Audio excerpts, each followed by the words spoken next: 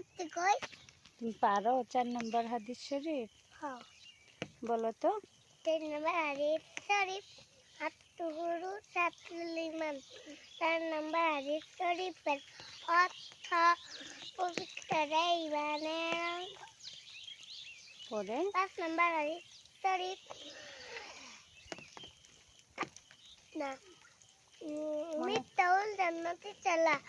5 নম্বর হাদিস শরীফের অর্থ নামাজ বেহেশতের চাবি। Very good. তারপরে আর কি পারো? ইসলাম।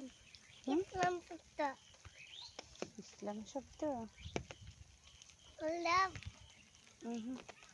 কি বলো? তুমি না ইসলাম শব্দের অর্থ কি বলো দেখি? পড়ছিল যে মনে আছে? হ্যাঁ ইসলাম শব্দের অর্থ মনে আছে বাবা? ইসলাম শব্দের অর্থ কি?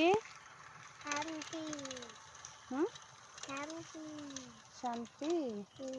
পরে ইডি বলো তো। S for